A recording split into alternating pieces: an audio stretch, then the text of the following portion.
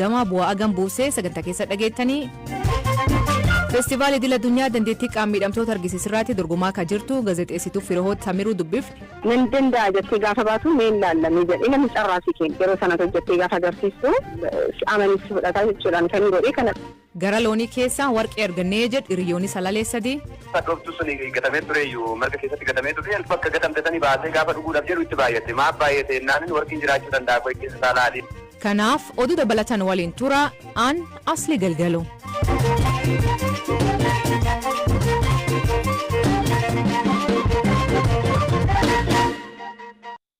Godin Shawaa Kaabaa magaalaa Fiicheetti hiriyoonni sadii tama seena qalatan keessa warqee argachuu isaanii BBC'tti himan. Hiriyoota sadeen waliin qirca qalatan keessaa tokko ta'e obbo Ijaara Shifarraa akkamiin waan warqee jedhan kan argatan Habtaamuu Xibaabuutti hime.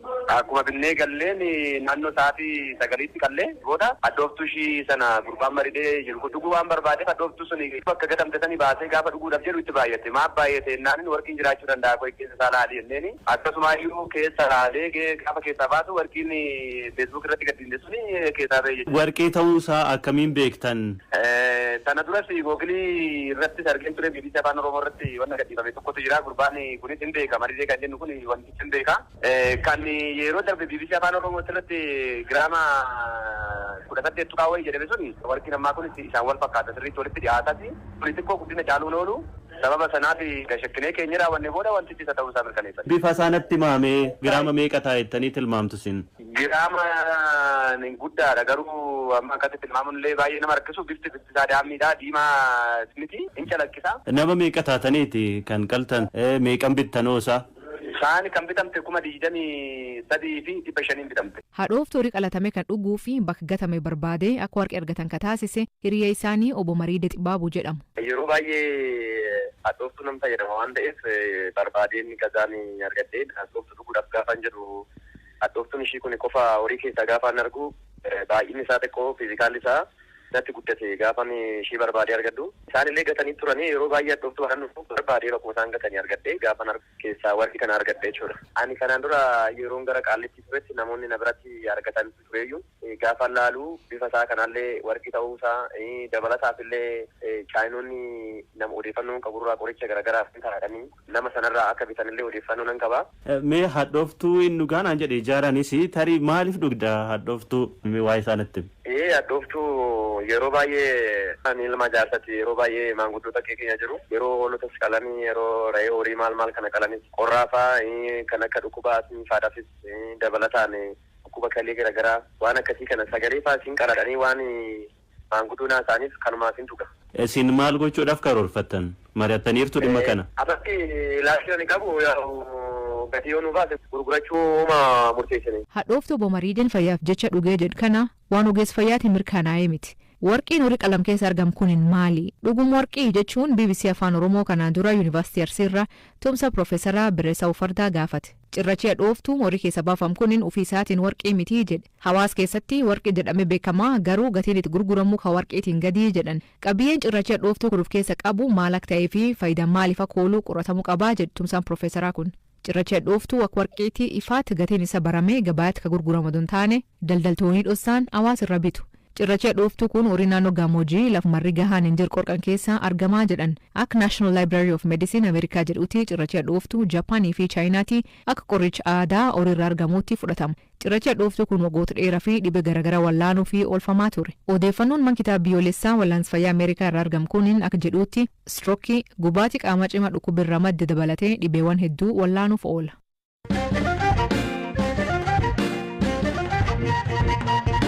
Rakkoo nageenyaa dhiyeen kanaa naannoo Amaaraa bakka tokko tokkootuma mordofee tajaajila fayyaa dhiyeessuun rakkisa ta'uu ogeessonnii fi jiraattonni naannichaa himachaa jiru. Daayireektaraan dhaabbata fayyaa addunyaa Dr. Tedros Kaleenduraa rakkoo nageenyaa naannichaa dhalateen tajaajila fayyaa hanqisuu hirphaa gammachuu kan qopheesse. Rakkoo nageenyaa naannoo Amaaraatti mudateen hospitaala Gondaritti hanqinni qorichaa, oksijiinii fi dhiigaa mudachuu maddeen hospitaalichaa BBC'tti himan. Gondar magaalota naannoo Amaaraa walitti bu'insi raayyaa ittisa biyyaa fi hidhattoota faannoo gidduutti ture keessaa tokko. Magaalittii keessatti qaamota walitti bu'an qofa otoo hin taane namoota nagaarras miidhaan ga'uu jiraattonni himaniiru. Walitti bu'insa magaalittii fi naannoo isheetti guyyoota muraasa tureen namoonni gara 20 ta'an du'uun gara 200 kan ta'an ammoo miidhamuun gara hospitaala Gondar seenuu hakiimni hospitaalichaa BBCtti himan. Namoota rasaasaan dhaamuun yaalaaf dhaqan keessa dargaggeessi ganna 16 fi umurii guddaan ammoo dubartiin ganna 50 akka jiran himan. Raayyaa ittisa biyyaa keessa loltuun rasaasaan miidhamee hospitaalicha seenee akka hin jirre maddeen hospitaalichaa kunneen himaniiru. Haa ta'u malee BBC'n maddeen walaba ta'an irraa waa'ee miidhaa qaqqabe jedhame kanaa qulqulleeffachuu hin dandeenye. Sababa walitti bu'insichaan sochiin magaalichaa danqamuurraan kan ka'e hanqinni oksijiinii hospitaalicha mudachuu kan himan maddeen hospitaala Gondar tibbana tajaajila baqaqsanii yaaluu kennuun akka hin danda'amne himaniiru. Jiraattonni magaalaa Gondar BBC'n dubbise akka jedhanitti kibxata waaree boodaa kaasee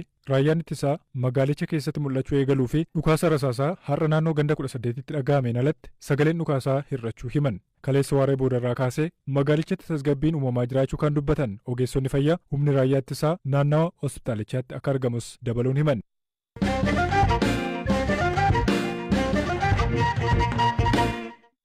Magaalota naannoo Amaaraa dhiyeenya kana hidhatootii lol bananiitii mootummaan tarkaanfii fudhachuun bilis baasuu beesis. Dhimma kanaa fi wantoota biraa naannoo Amaaraa keessa deemaa jirirraatti ammayyuu itaana bal'inaan nuuf ibsa. Ammayyuu wanti haaraa nu beenu maali? Wanni haaraan amma dhageenye maali? Galgala kana qajeelchi waliigalaa labsii yeroo muddamaa naannoo Amaaraatti labsamee ibsa baasanii waan naannicha keessa jiru ibseera. Keessumaa magaalota ja'a magaalaa guddoo naannichaa Baahir Daar, Dabar Maarqos, Dabar Birahaan, Laalibalaa, Gondarii fi Shawaaroobiititti tarkaanfii fudhachuu kanas immoo magaalota sana bilisa baasuu kan inni beeksise. Hidhattoonni faanuu magaalota kana keessa turanii akka isaan meeshaa lafa kaa'an waamichi taasifamuuf yookiin immoo carraan kennamuufis waan didaniif tarkaanfii irratti fudhatameera. Olaantummaan seeraas kabajameera jedha ibsi mootummaa. Kana keessatti uummanni tumsa taasisuus ibsi galgala kana ba'e. Gama kaaniin immoo shakamtoonni 14 magaalaa Finfinnee keessatti to'atamuu kan inni ibsee garuu eenyummaa shakamtoota kanaa hin ibsine ibsi mootummaa. Akka ibsa kanaatti guyyaa borii jechuunis akka lakkoofsa Itoophiyaa hagayya bultii 4/2015 eegalee magaalota kanatti balaliin akka eegalu magaalota ja'a ibsaman keessaa kan buufata xiyyaara qaban Baahir Daar, Gondarii fi Laalibalaadha. Isaanitti balaliin akka eegalu ibsa. Isaan alatti immoo baajaajii fi dogdoqqee yookiin mootoraan alatti konkolaattonni magaalaa keessa geejjiba akka eegalan ajaja dabarsuus beekseera. Gama kaaniin immoo dhaabbileen mootummaa kan hawaasummaa, kan fayyaa, kan daldalaa, kan faayinaansii fi jiruu idilee yookiin immoo tajaajila uummataaf akka kennan ajajuullee beekseera. Wanni dabalataa immoo uggura sochii kaa'uu ibse magaalota kanatti. Uggurri sochii galgala sa'aatii tokko booda kan taasifamne kan ibsaman magaalota kanattidha. Kunis akka lakkoofsa Itoophiyaa hanga hagayya bultii 17/2015 akka turu kan inni beeksise. Magaalonni kunneen hidhatoota kanaan qabamanii turanii jedhanii yookiin isaan achi keessa socho'aa turanii jedhanii amma immoo ergaa humni mootummaa dhufe ees jiru. Wanti irra dhageen jira. Hidhattooti kun akka Rootersii fi AFP'n jiraatota irraa odeeffatetti moggaatti dhabamuudha. Magaalaa keessa baafamuu isaaniiti kan isaan ibsanii. Fakkeenyaaf miseensi faannoo kan Rooters dubbise nuti kilaashinkooviidhaan qofa lollaa mootummaan taankii faa qabatee Gondar dhufe olaantummaa fudhateera waan jedhu kan isaan dubbatanii jiraataan biraas kanuma kan isaan Rootersitti himanii jiraattonni AFP'n dubbise illee keessumaa Laalibalaattis haalli wal fakkaataa akka jiru kan isaan ibsanii torban darbee sababa hidhattooti kun magaala sana keessa akkasuma naannoo buufata xiyyaaraa dhukaasa waan bananiif balaliin adda citee ture. Egasii booda akka haaraatti akka ajaja darbeetti taanaan boruu jalqabeeti kan inni balaliin garasitti eegaluu danda'u. Gama kaan immoo magaalaan guddoo naannichaa Baahir Daar guyyaadhaa roobii haala tasgabbaa keessa akka jirtu jiraattonni miidiyaalee kanneen itti himaniiru. Labsiin yeroo muddamaa mootummaan labsamee ture bu'aa gambuuse. Ammatti egaa wanna lafa jiru baruun rakkisaa ammoo gabaasoleen adda addaas jiraatota yeroo dubbisne wanni hubannu maali jijjiiramni jira lafarra. Naannichis guyyaa kaleessaa ibsa baasanii magaalonni suuta gara jiruu idileetti yookiin immoo nageenyatti deebi'aa jiru jedheera.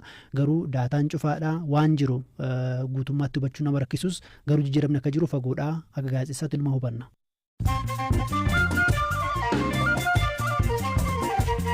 Dhaggeeffattoonni amma duga gabaabaa addunyaa isanii dhiyeessaa jalqabaanii UN Itoophiyaa keessatti dhiyeessii deeggarsa midhaan nyaataa ji'oota fadaan kutee ture yaaliif deebisee eegaluu beeksise. Dhaabbatichi ji'oota lamaan dura sababa deeggarsi midhaanii kuniin warra isaa barbaachisu bira dongayinii gambiraa dabarfamaa jira jechuun dhiyeessii addaan kutee ture. Odol Xaaliyaanitti dooniin dhidhimtee lubbuun namoota 41 galaafachuu namoonni lubbuun hafan himan. Namoonni kun mucagan 13 dhiirota 2 fi dubartii 1. Jalqabgan kanarra kaasee namoonni daandii kanarratti lubbuu dhaban 1,800 ol. Soomaaliyaatti dho'iinsi otoobaasii imaltoota gara Moqdishoon alaatti mudatee yoo xiqqaate namoonni 6 du'an. Daa'imman dabalatee namoonni 12 biraa madaa'uu bulchaan naannichaa him.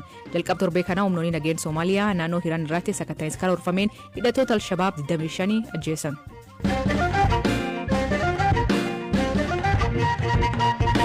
Gaazexeessituu Firoowit Taammiruun Feestivaal Dandeettii namoota miidhaan qaama qaban keessaa waggaan kophaa irratti hirmaachaa jirti. Akka lakkoofsa Itoophiyaa bara 2006 balaa konkolaataan miiltoo kadhabdee Firee Hiwoot xiinsammuun isii baay'ee miidhamee akka ture himte. Amma feestivaal kan irratti seenaa isii bifa dookimentariin dhiyeessuun dorgomaa jirti. Waa'ee sagantaa kan irratti Hamza Hussein dubbise. Feestivaalii Focus on Ability kan jedhudha. Feestivaalii biyya Awustiraaliyaatti kan gaggeeffamudha waggaadhaani. Akka Afrikaattis jira waan ta'eef Afrikaa irraa kan dorgomsiisee gara Awustiraaliyaatti kan ergu jira. Amma kan Afrikaa irratti ergeen kan gara Awustiraaliyaatti naa ergame. Dorgommichi qaama miidhamtoota irratti xiyyeeffata. Dookumentarii gabaabaa yookiin mini dookumentarii kan jennu qaama miidhamtoota irratti cimina isaanii chaalenjii isaan keessa darban chaalenjii isaan mudatu irratti kan xiyyeeffatu. Dookumentarii daqiiqaa 5 hin caalledha kan dorgomsiisanii achirratti seenaa koo irratti kan xiyyeeffatu dookumentarii daqiiqaa 2 wa'inii qopheessee ergeen ture. Amma akkuma ergeenii biyya 16 irraatti akkan odeeffannoo qabutti idil addunyaarraa biyyoonni 16 irratti hirmaataniiru. Dookumentarii 134dha kan darbii jechuudha. Dookumentarii muraasaa fi fiilmii intarnaashinaali kan kaataagorii lamaanidha kan dorgomamu. Fiilmii short fiilmii fi short dookumentarii kan jedhudha. Kan koo kaataagorii short dookumentarii intarnaashinaal short dookumentarii keessatti galee Itoophiyaarraa namoota 3dha kan darbine.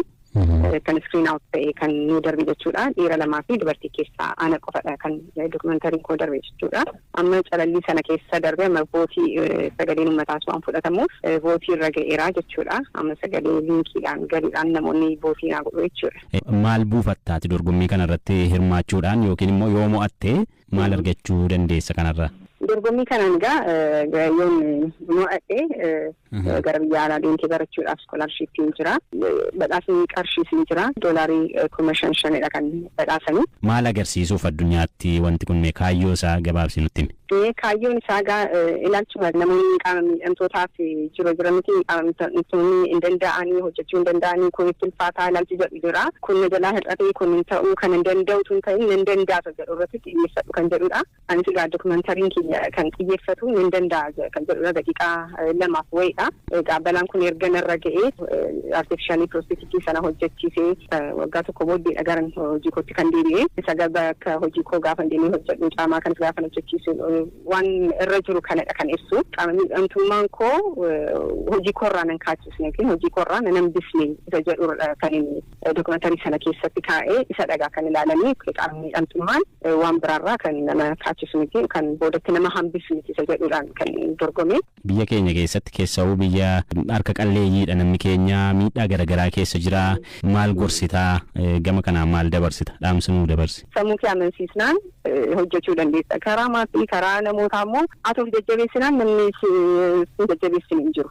Ati immoo sataanaan ati waan durii kee irraa boodatti hafta taanaan namni hawsii gadda malee waan tokko gochuu hin danda'u. Nan danda'a jettee gaafa baatu meen laallamee jedhee namni carraasii kenna. Yeroo sanatti hojjettee gaafa agarsiistu amanis fudhataa jechuudhaan kan godhee kanas nan danda'a hojiitti na deebisaan jedha akkuma balaan kun dandamadheen hojiitti na deebisaan hojjedhan jedhee hojiitti deebi'ee hojii hojjechuu koo arginaan achumaan itti fufee jechuudha. Amma hojii mataa kootiin hojjedhaa hojii dhuunfaa koo fiigeen hojjedhaa maaliif nama akka hojjetu agarsiisuu qabda. Akka fuuldura baatee agarsiisuu qabda. Kanaaf namni sammuu isaa miidhaniin malee waan barbaade hojjechuu danda'a kan jedhu ibsaa namoonni qaama miidhamtoota ta'anis duubatti nafiin.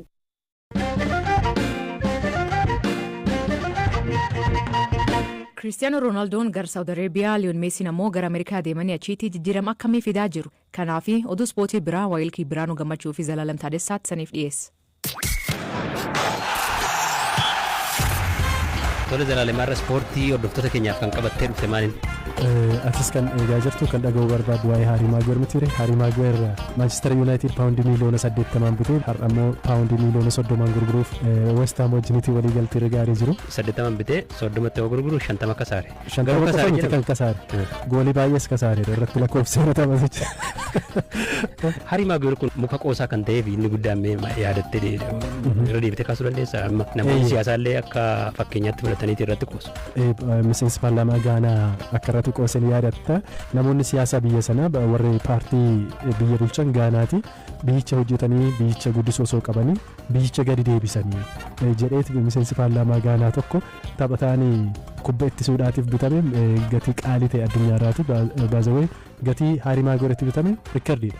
bara 2019 Yuunaayitid yeroo dhufe ga'umsa gaarii kan jedhamu ture garuu akkuma bishaan bonaa gadi hir'ataa deema dhumarratti baacoodhaatiif dhaqame jechuudha ittisuu dadhabuu qofa osoo hin taane ofirratti lakkoofsuu jalqabe kanaafidha deebi'ee taphattoota garee isaatti yaaddoo ta'e isa kaaniin takaalee yookaan xaxee kuffiisaa jira taphattoota keessaa tun waan haraa maaltu jirama West Ham bara kana paawundii miliyoona 505 Declan Rice'n Arsenaalitti gurgurateera dabalata immoo Lucas Paqueta sarara gidduudhaanis kan taphatu Manchester City'n fudhachuu barbaada erga Manchester City kaasuun kennullee waa'ee Haaland tukaasne bara darbegaa riikirdiiwwan garaagaraa haaraga galmeessaa ture bara maaltu eegama waa'ee isaa irraa waan jettu jira bara dorgommii dhufu kana Haaland akka bara darbee sanatti galchee hedduu lakkoofsa tilmaama jedhu hin qabu Birhaanu sababni isaa bara darbee yeroo dhufee Premier Leagueefis haaraa ture taphattoota Premier League sarara itti sarara jiraniifis haaraa ture amma tooftaan inni fayyadamu taphattoonni waan barannatti fakkaata tokko jabina qaamaatiin lammaffaa